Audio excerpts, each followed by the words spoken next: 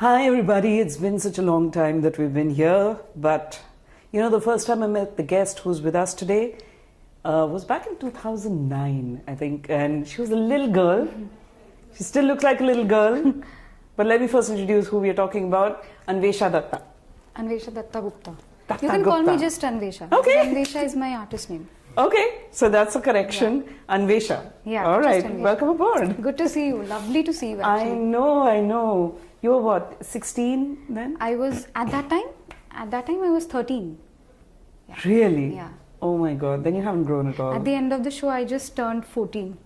By the time Wow. I reached the grand Yeah. finals. Yeah, that was amazing. I remember Yeah. the first time when I saw you, and I was in that, I was working on that show, and I said, oh my god, these kids are just overtly, I mean, we've heard, Lataji and all of them sing from, really young voices, but the kind of, singing you did at that age, it was very rare because we were seeing most of this, kids doing either like indie pop stuff or, things which were not really so heavy in... Yeah.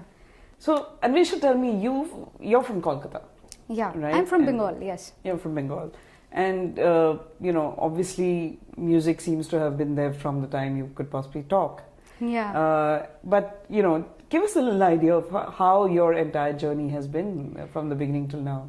It was like music has been an integral part of my family. My mother used to sing. So I strongly believe in genetics because music is something I have got from her, from my maternal side, from my mother.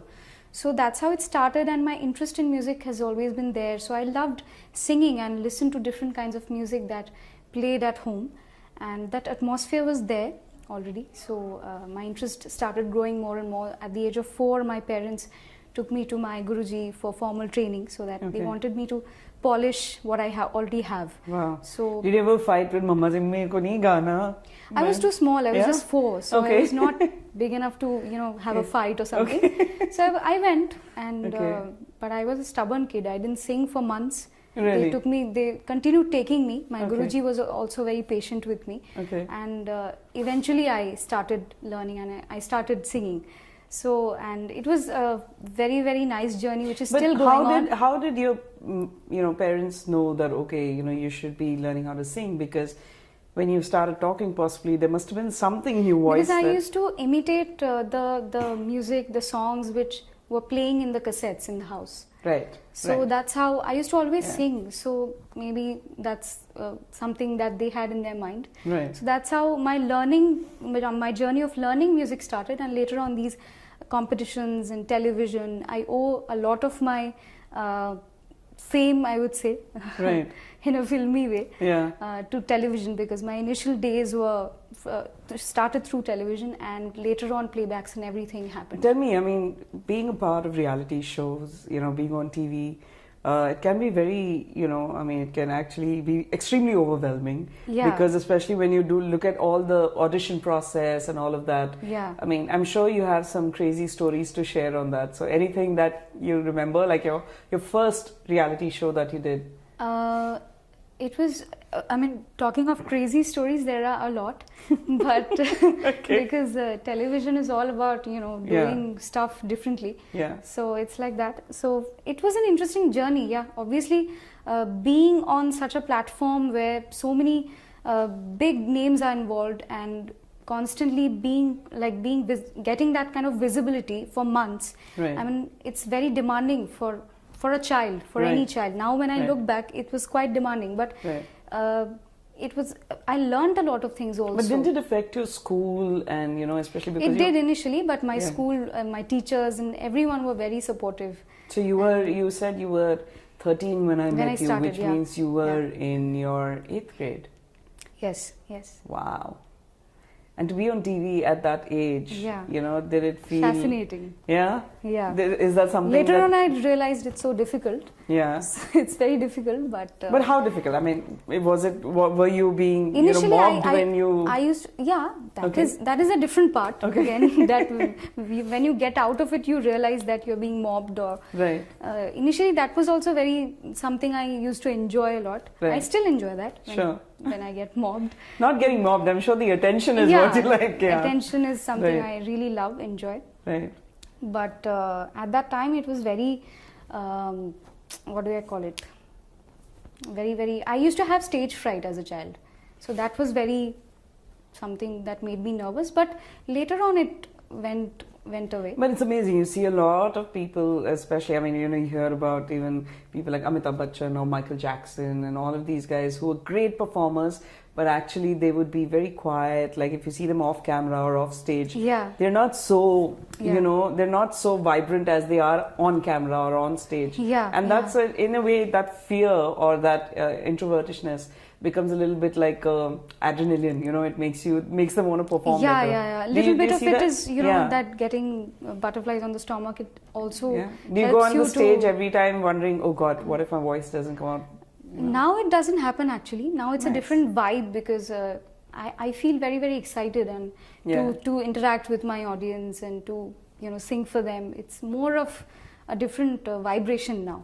Right. So you're releasing a new album. Yes. Which is, let me get it right, it's Mizaaj-e-Ishq. Mizaaj-e-Ishq, yes. Oh God, okay. No problem. Okay, the name, how did you come up with a name like that? Mizaaj-e-Ishq, actually, the name happened very organically. It's a phrase which I have in one of the songs in the album. Okay. So that's how it happened. And more importantly, Mizaaj is mood. It means mood. So moods of love, basically. So that's this album is an album which features all love songs. Okay. All romantic numbers. Okay. And did you compose this? I composed and wrote all the songs. Wow. So that's a new side. Yeah. And I recently did 2 Bengali feature films also as a composer and songwriter. So that's something, that's a new role I'm getting to play, and I'm very, very So we were hearing this lucky. with Himesh Reshamia and Vishal Shekhar, and now we have a female singer-composer. Oh my God. That's a lot of people were like, where do the guys go and sing? Because all the composers are singing. Now the girls will have to start worrying. But don't you fear that may happen in the industry where they'll say, oh, she's a composer now, so, Gana is singing kawate. Do you ever feel that kind? I mean, have you experienced that kind of feedback? I have experienced, but I don't fear anything. I don't regret doing anything in my life. No, of course you shouldn't. Of course you shouldn't. But I mean, did you, a lot of people, they come and say that, I want to stick to one part of what I'm doing in my career, especially if I come here to be a singer, then, I want to stick to that. Yeah. You seem to have kind of gone with the flow and, looked at opportunities and jumped on it.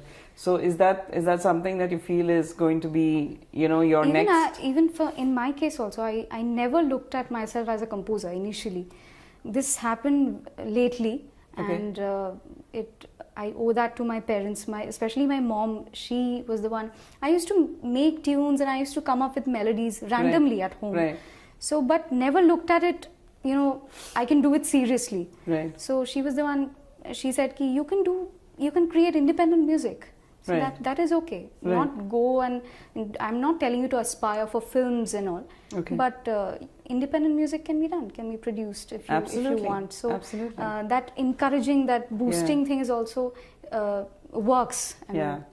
I've seen very interestingly. I mean, I've seen your father and they wouldn't want to be on camera, but Anwessha's parents are sitting right here, giving her all the support. And I've seen how your father has been with you, physically when you are, been part of all of these things. Yes. And I also hear that now that your mother has been actually instrumental in, giving you that direction. So how do you, I mean, in terms of, is that like a division of labor that the two of them have done, that, okay, I'll be physically there and I'll be emotionally there. Do you see that kind of a thing, or is it just both of them have equally been involved in I see that because my mom is constantly, what you said, I constantly see that at home. Yeah. And that is my story. Are you the only child? I'm the only child. Okay, great. Okay, that's interesting. Yeah. What if you had another one? Then it would have been like really, I mean, if you had a sibling, It would have been interesting to... As a child, I wanted to. Okay. But now, if you ask me, it'll be a different answer. Okay. So tell me, you've obviously traveled around the world and, you know, you've been performing in different places. How have you, I mean, as somebody who's now composing as well, do you see yourself getting influenced with, you know, the music styles that are out there? Like, for example, today, hip hop is huge. Yes. Right? Suddenly everyone's wanting to rap, or everyone wants to have a rap artist in their song. What's your take on that? I mean, what are you looking at the scene, and how do you see yourself placed there? When I look at myself as a composer, since the time I started composing, I have always actively tried to participate in the arrangement sessions. Right. So that has made me more of a musician. Sure. Just because when you're a singer, you're just concentrating on the song part. Right. But I think that parallelly there are other melodies in a music absolutely. Production, which absolutely. goes on. Yeah. There's a flute line going on, or whatever instrument. There is some kind of composition parallelly going on, which I can hear now. Which right. 10 years back, I used to hear music differently. Right. So that is something I really enjoy now. And as a musician, I try to bring the audience in my concerts also, something different in terms of instrumentation of my songs. Right. So that is a lovely thing. But tell me, I mean, you know, as somebody who's creating music or composing a song, it's always so tough to know, is it going to work? Are people going to like it? So what's your yardstick? I mean, how do you say, okay, I think I've got a winner, or this is worth putting out? How do you look at it? Basically, people in my team, my music producer, the programmers I work with, and they also are kind of sometimes the songs I come up with. They really love working on my music. That is something which makes me really proud. Right. But this is something they also love about me, is that I follow my heart when it comes to music. Sure. And when the day from when I'll start thinking about, this is what the market wants and I have to make this. Of course, eventually I will have to make such 30 songs. seconds here, coloring back tones. I will have to make some music to cater to a certain kind of audience, certain section of the audience, and the people who finance a certain project. But I'm not rigid in that sense. Right. But when it comes to creating something, I think following the heart and following the gut is very important. What works for you? If I'm not being able to enjoy my song, and if I'm just making it just because ये तो चल जाएगा, तो वो नहीं चल सकता. Correct. Yeah. And how much of an involvement has your mother or father had in the creative process, or do you have a free hand? You know, I mean, do you come up with a tune and then say, what do you think? I mean, how does that, you know, I make them listen happen? I make them listen to my songs. That's not some kind of regime that they have created, but they are involved in that creative journey. So it's my choice that I make them hear my songs. Nice. So I was reading, you know, a little about you and what you've done so far, and apparently Shankar Mahadevan, you know, pointed out that after Shreya Ghoshal, you're possibly the next, you know, really seasoned, you know, voice that has been discovered. How do you look at that? I mean, you know, what's very flattering. I mean, I feel honored when in all my interviews, people ask me this question. Oh, really? Shankarji. Yeah, Shankarji, because Shankar Mahadevan is like iconic for us, for all Indian musicians. He's an inspiration. So later on I got a chance to work with him also. Yeah. So it was very, very nice, and he's a very friendly man also. Yeah. Yeah. So the kind of respect that he has shown for a young musician like me, it's very, very flattering. Where do you see yourself in the next, say, 2-3 years? You know, I mean, now that you've also kind of ventured into the independent scene, you know, and of course Bollywood's going through its own upheavals and ups and downs and all, right? Where do you see yourself, and where do you see the music industry? I mean, have you given some thought to that?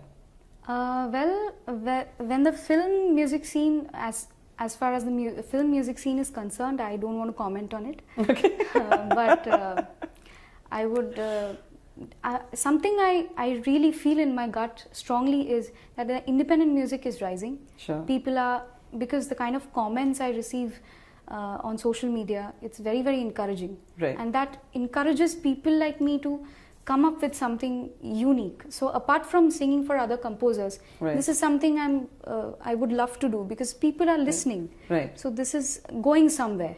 And do you see yourself performing these songs when you perform live? Yeah, some. Yeah. So let's hear something right now. Okay. From Mizaaj-e-Ishq? Yes. Yeah. Okay. Let me get it right. Mizaaj-e-Ishq. Yeah, perfect. Got it. Perfect. All right.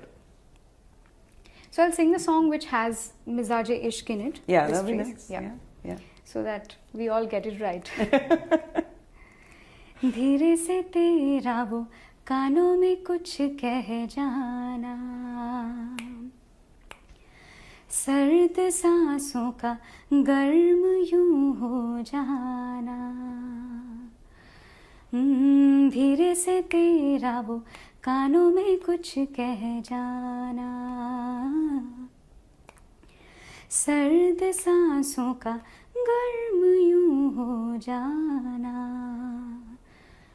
मिजाज-ए-इश्क ने अजब रंग बिखेरा, थोड़ा सा है तेरा थोड़ा मेरा, थोड़ा सा है तेरा थोड़ा मेरा, थोड़ा मेरा. Oh my God, you're singing like you're speaking. It's like totally stress-free. How do you do that? That's easier for me than speaking, actually. Really? Yeah. No, that's beautiful. I think I love the composition. Thank you so much. It was very, very nice, and lots of permutation combinations in the way it's been, written. But what I really want to also ask you is, when you look at all the reality show journeys that you've done, and also so many channels are today, everything it's like become a competition ki Rising dekhe ya Indian Idol dekhe. Yeah, totally. So how do you look at it now? I mean, do you for you look at the reality show as something that gave you a platform and got you visibility. Do you think it's still doing that for talent? It's actually a double perspective for me. When I look at it from my singer point of view, it's very, very, I find it very nice because the results I got from it were very encouraging and very positive. Was it because it was in the early days? Yeah, because of that period. That was a golden period of talent hunt shows, reality shows. Correct. According to me. Abhi bahut zyada ho gaya. Abhi thoda sa in the number of shows happening, it's difficult for kids and not just kids, I mean the adults also who are coming. The great singers coming up, sometimes I catch, but it's difficult for them to register. Audience के लिए भी stressful है ना, किस मतलब कौन सा show देखे. But would you prescribe this as for any upcoming talent wanting to create? Would you prescribe that as ye route lo up? Would you suggest that? I really don't know. I really don't know because there are so many shows happening. It's going to take you to a level where people will know your face, but that also depends on if the show gets popular or if it's a good brand like the big branded reality shows. Then it's great if you can reach the finals, and it definitely takes you somewhere. But after that, it's totally depends on that person. Where his or her focus is, and I've seen a lot of people who their focus is somewhere else, and so it just doesn't click. It's like if you want to get into this, then do it for life, or don't do it at all, right? I mean, in one sense. I cannot really. I'm not someone who's good at passing judgments, but yeah, I would say it definitely helps you to a certain extent. पर उसके बाद खुद को ही करना होता है. That's something I have realized from my personal experience. That's something. But do you see that as something that you have to succumb to, or you feel okay, the control is in my hand? I mean, control should be in our hands, which mostly is not the case. Okay. That's where the problem is. But control should be, when the control is in our hands and our minds are in control, then we can move forward with patience and So you sung in Telugu and Tamil as well. All the four South Indian languages. Yeah. And obviously it's written in Hindi and then you're singing it, or it's in English? And it's in English. It's in English, mostly. It's in English. And how? I mean, any popular music composer that you've sung for in the South? Vidyasagar.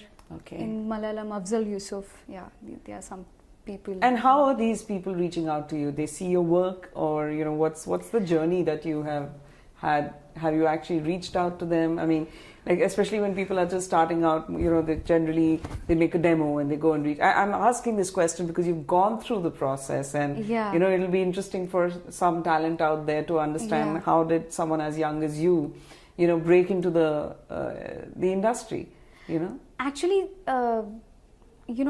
that demo thing was television for me. Ah, okay. So it was like that. Nice. Yeah. So it was television. Yeah. Television did that for me. Right. So my time, usse pehle uske Shanuda ke daur mein, I mean, they used to come up with cassettes and they used to wait for hours to give those cassettes. And I have heard from the veteran singers. Yeah. So this is what they used to do, which in our times when I came, television was quite, it functioned in that way. Correct. So I didn't have to personally. So in that way I was quite lucky. The composers called me to sing for them, and nice. So far it has happened like that. That's brilliant. So we're gonna, before we end, I'd like you to sing one more song from your new album. Yes, absolutely. Sure.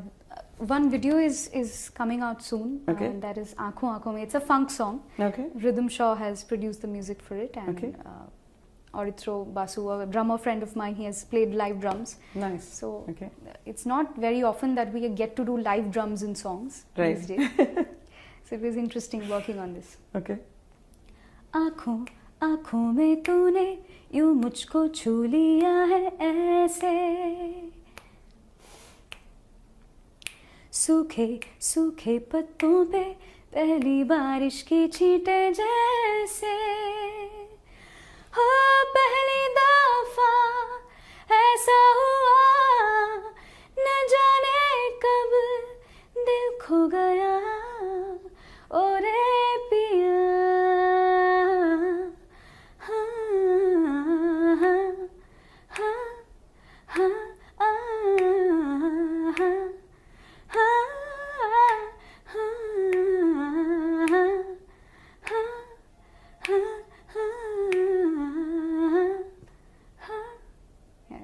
goes like this. Super. Now, what I like about your compositions also, they've got a nice, it kind of stays in your mind. Oh. And I mean, I'm sure somewhere... Has a recall? Yeah, it has recall. I mean, I'm sure somewhere towards the night I'll be singing the song. I'm glad it has. Yeah, no, it's simple, but yet it's got a nice lilt to it. So, I mean, that's really sweet. Thank you so much, Anwesshaa, for coming here. It was fun chatting. Yeah, I'm sure. I'm sorry about the long journey you had to take to come here. As always, Bombay traffic. And thankfully it wasn't raining, otherwise it would have been a floody traffic. Yeah. But thank you so much. And all the best with your new album, your compositions. Thank you. And look forward to hearing more. Thank you. Thanks. जो भी है हो चुका है, इस कदर हो गया है कि अब तो छोड़े से भी ये छूटे